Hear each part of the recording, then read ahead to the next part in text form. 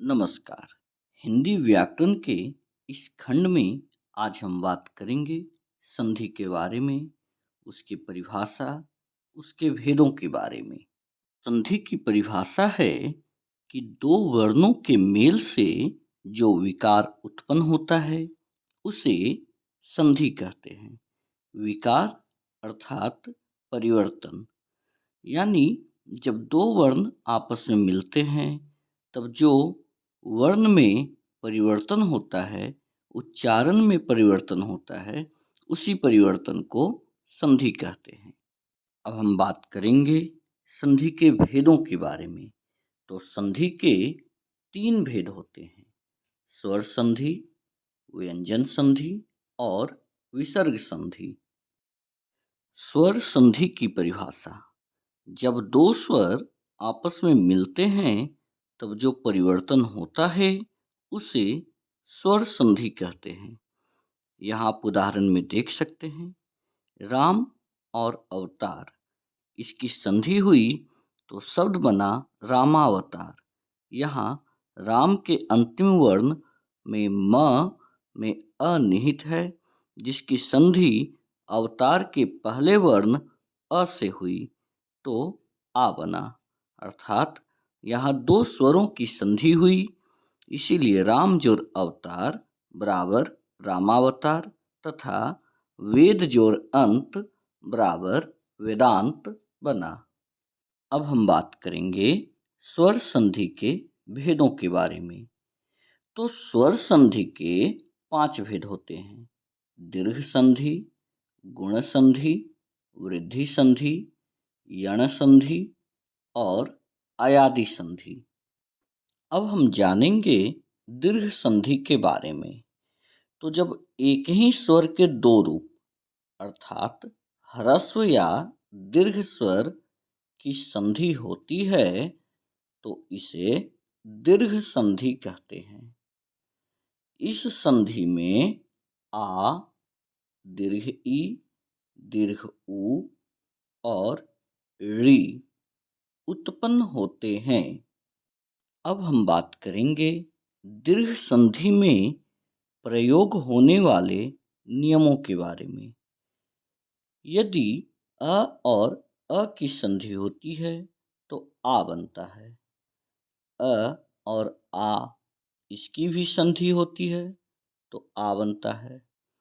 आ और अ इसकी भी संधि होती है तो आ बनता है तथा आ और आ इसकी भी संधि होगी तो आ बनेगा। ह्रस्व ई और ह्रस्व ई की संधि होगी तो दीर्घ ई बनेगा। ह्रस्व ई और दीर्घ ई की संधि होती है तो दीर्घ ई बनता है। दीर्घ ई और ह्रस्व ई इसकी संधि होती है तो भी दीर्घ ई बनता है। दीर्घ ई और दीर्घ ई इसकी भी संधि होने पर दीर्घ ई बनता है। ह्रस्व ऊ की संधि ह्रस्व ऊ से होती है तो दीर्घ ऊ बनता है। ह्रस्व ऊ और दीर्घ ऊ की संधि होगी तो दीर्घ ऊ बनेगा। दीर्घ ऊ और ह्रस्व ऊ की संधि होगी तो दीर्घ ऊ बनेगा तथा दीर्घ ऊ और दीर्घ ऊ की संधि होगी तो भी दीर्घ ऊ बनेगा। ऋ और ऋ की संधि होने पर ऋ बनता है। अब दीर्घ संधि के बाद हम गुण संधि की बात करेंगे। तो गुण संधि में ए, ओ, अर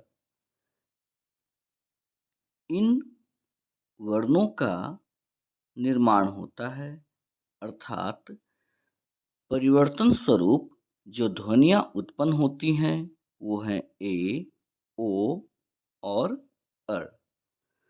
तो अब हम गुण संधि में प्रयोग होने वाले नियमों को देखेंगे। गुण संधि में अ और ह्रस्व ई मिलकर ए बनते हैं। अ और दीर्घ ई मिलकर ए बनते हैं। आ और दीर्घ ई मिलकर ए बनते हैं। आ और ह्रस्व ई मिलकर ए हो जाते हैं। अ और ह्रस्व उ मिलकर ओ हो जाते हैं। अ और दीर्घ उ मिलकर ओ हो जाते हैं। आ और ह्रस्व उ मिलकर ओ हो जाते हैं। आ और दीर्घ उ मिलकर ओ हो जाते हैं। अ और ऋ मिलकर अर हो जाते हैं तथा आ और ऋ मिलकर अर हो जाते हैं। तो इस वीडियो में हमने संधि की परिभाषा और उसके भेदों, स्वर संधि, व्यंजन संधि और विसर्ग संधि तथा इसमें स्वर संधि के दो भेदों के बारे में हमने चर्चा किया, दीर्घ संधि और गुण संधि। हम अति संक्षेप में दीर्घ संधि की बात करें तो हमने पाया कि यदि अ और आ में से किसी की भी संधि आपस में होती है तो आ वर्ण बनता है।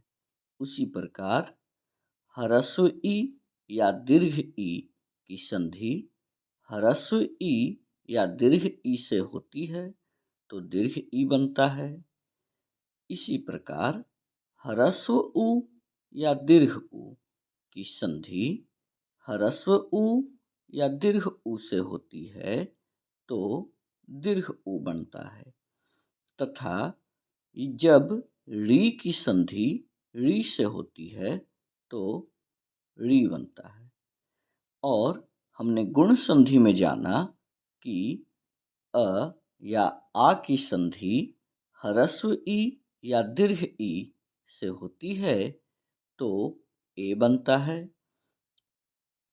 अ या आ की संधि ह्रस्व उ या दीर्घ उ से होता है तो ओ बनता है तथा अ या आ की संधि ऋ से होने पर अर बनता है। तो यह थी स्वर संधि के बारे में जानकारी, जिसमें हमने दीर्घ संधि और गुण संधि के बारे में जाना।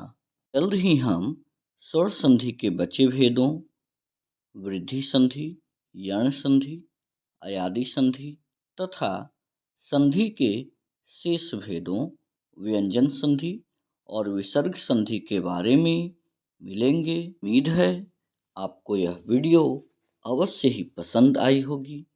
इस वीडियो को लाइक करें, इस पर अपने सुझाव दें, इस वीडियो को शेयर करें तथा चैनल को सब्सक्राइब करें। हम आपसे फिर मिलेंगे एक नई वीडियो में, एक नई जानकारी के साथ। तब तक के लिए धन्यवाद।